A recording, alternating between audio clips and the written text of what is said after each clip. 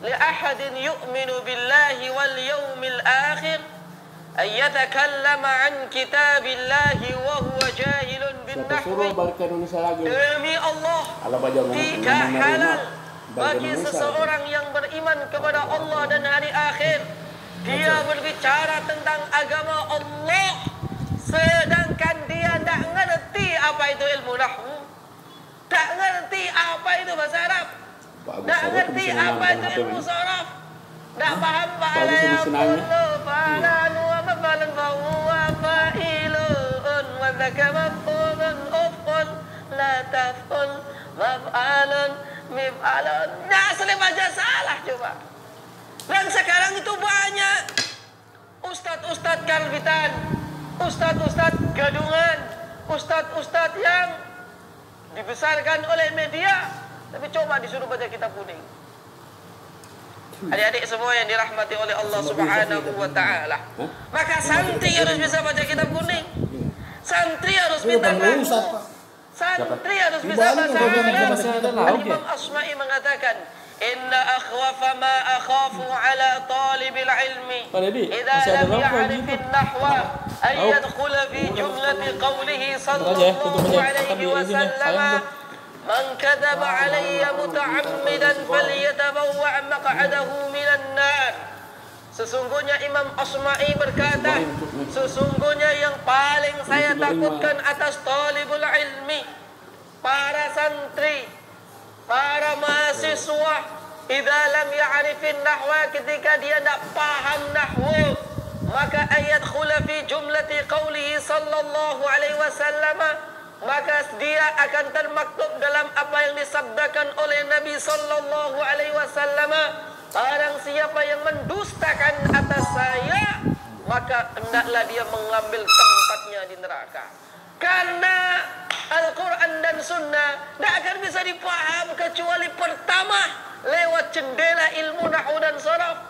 Apa itu isim, apa itu fi'il, apa mudzakkar, apa muannas, apa mufrad tasniyah jama', apa mabni mu'rab, apa jamid mushtaq, apa mubtada, apa khabar, mana fa'il, mana maf'ul, mana maf'ul li ajli, mana maf'ul bi, akan bisa.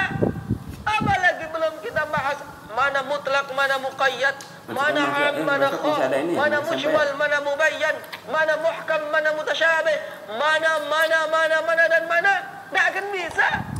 Maka dari itu ilmu nahwu dan sharaf adalah ilmu yang pertama kali harus kita kuasai. An-nahwu awla awalan ay yu'lama idil kalamu dunahu la yufhama. Sesungguhnya ilmu nahwu adalah ilmu yang paling wajib dipelajari siapapun. Ya, dipelajari siapapun. Muslim maksudnya, muslimah maksudnya, idil kalamu dunahu la yufhama, yang mana kalamullah wa sunnat Rasulullah tidak akan pernah bisa kita pahami kecuali kita paham ilmu nahwu dan sharaf. Bohong orang ngomong tegakkan syariah, bohong orang ngomong bersyariah, bohong orang ngomong kembali kepada Al-Quran dan Sunnah, tapi dia tidak mengerti ilmu nahwu dan sharafnya. Maka Ustaz Subhan, maka carikan kembali kepada Al-Quran, tegakkan syariah. Pertama kali yang harus dibuka adalah ilmu nahwu dan sharaf. Jangan sampai kita seperti orang Yahudi, mathalul ladzina hummilut taurata thumma lam yahmiluha kamathalil himari yahmilu asfara. Betapa banyak orang yang diberikan kitab suci seperti Taurat, tapi mereka tidak memahaminya, tapi mereka tidak paham apa isinya.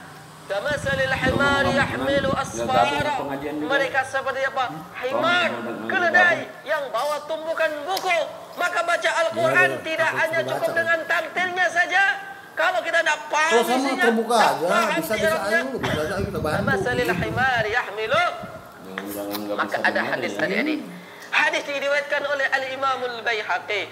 Qala Rasulullah sallallahu alaihi wasallam, man qara'a al-Qur'an fa'araba fi qira'atihi kana lahu bi kulli harfin 20 hasanah wa man qara'a al-Qur'ana bila i'rabin kana lahu bi kulli harfin 10 hasanah.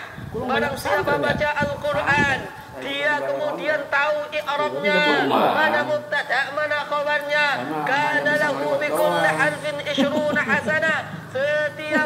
20 kebaikan. Tapi barang siapa baca Al-Quran tidak pakai i'rab, boleh pakai tartil, boleh dengan langgam ini, langgam itu, langgam ini, langgam itu. Tapi apa? Kana lahu bikulli harfin asyru hasanah. Kalau satu huruf dapat 10 kebaikan. Biasanya tidak hadis ini yang kita tahu. Ayo pakai hadis yang i'rab. Ya. Jadi kalau kita baca Al-Quran tahu Alhamdulillahi Rabbil Alamin. Al di dalam Quran maknanya apa? Ya, al-istighraqiyah, al-jinsiyah, al-ahdiyah. Bukan hanya al-ma'rifat. Halo. Maka nahwu adik-adik, Imam Syafi'i mengatakan apa coba? Nah, wallahi ma us'alu mas'alatan min masailil fiqhi illa ajabtu anha biqawaidin nahwi. Demi Allah, saya tidak pernah ditanya tentang permasalahan fikih kecuali saya jawab dengan kaidah nahwu. Jadi dengan kaidah nahwu Anda bisa tafsir Quran, bisa ijtihad fiqhiyah. Bahkan ada salah seorang ulama berfatwa selama 10 tahun dengan menggunakan kaidah nahwu dan sharaf, yaitu dengan bait nazam Alfiyah Ibnu Malik. Maka dari itu Imam Syafi'i mengatakan, man tabahhara fin nahwi ihtada ila kulli ulum. Orang siapa yang mahir di dalam nahwu, maka dia akan ditunjukkan oleh Allah semua ilmu. Adik-adik, nahwu sharaf itu luar biasa.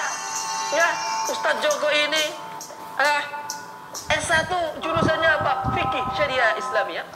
Pernah S2 jurusan usul fikih. Pernah lagi jurusan fatwa. Pernah lagi S2 yang terakhir di di Surabaya, jurusan fikih. Tapi saya nggak ngajar fikih. Saya nggak ngajar usul fikih. Tapi yang saya ajar adalah apa? Nahwu dan sharaf. Karena galau ketika saya melihat teman begitu, dia menjadi penerjemah di sebuah penerbit, tapi nahwunya kacau.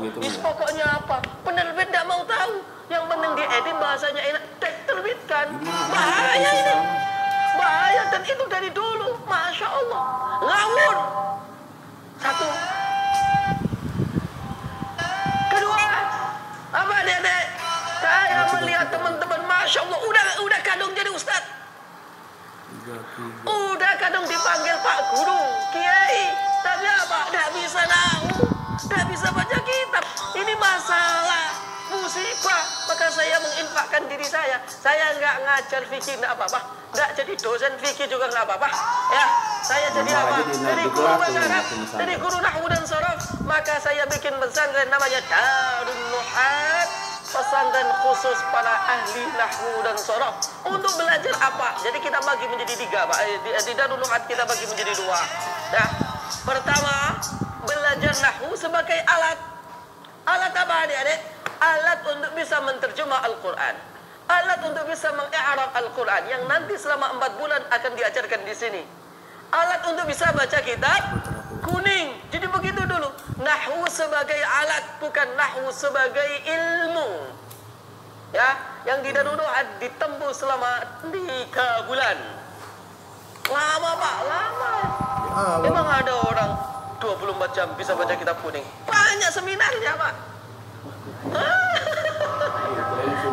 Ada 6 hari, enggak 6 jam langsung bisa baca kitab kuning. Wah, banyak sekali. Ya, baik. Ya, begitu adik-adik. Kalau kita agak lama, memang lama. Ya, kita realistis aja dah. Ya, dan saya tidak mengatakan metode yang terbaik adalah metode saya. Tidak. Tapi saya selalu berkata kepada anak-anak, saya selalu berkata kepada guru-guru. Dan alhamdulillah kita ini kalau udah dipakai, mulai dari Papua sampai Merauke ada. Sekolah-sekolah kerjasama dengan kita.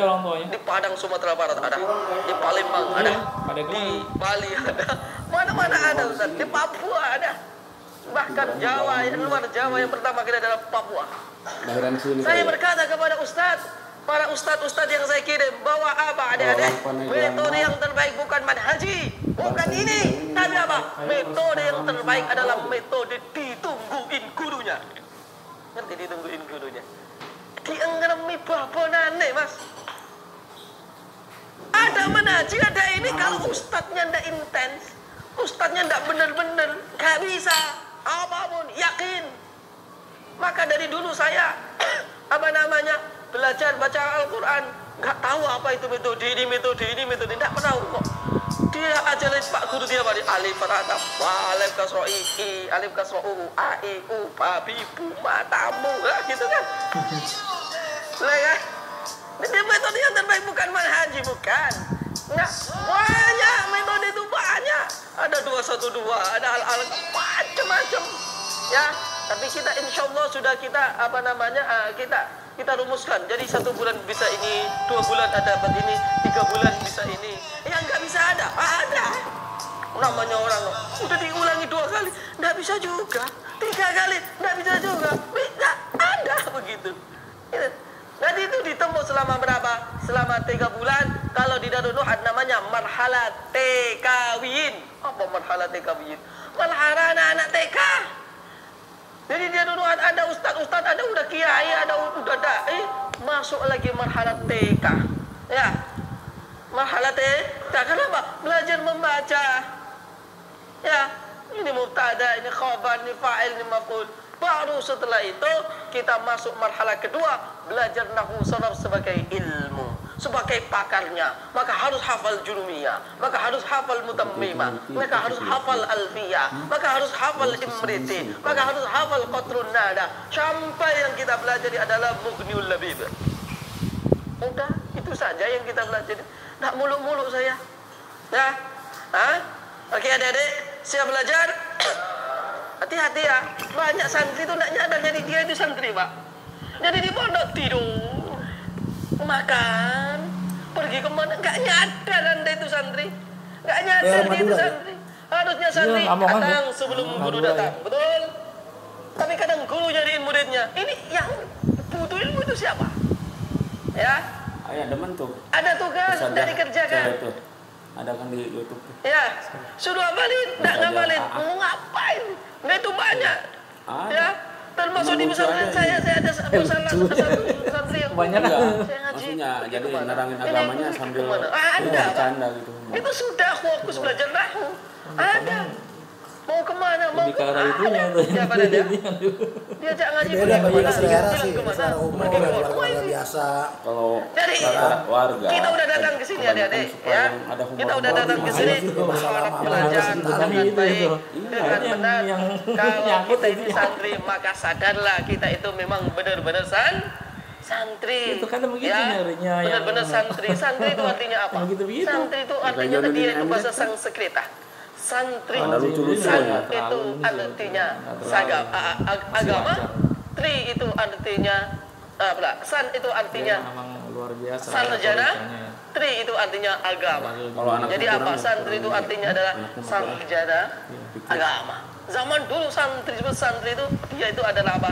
Sarjana agama. Oke adik-adik.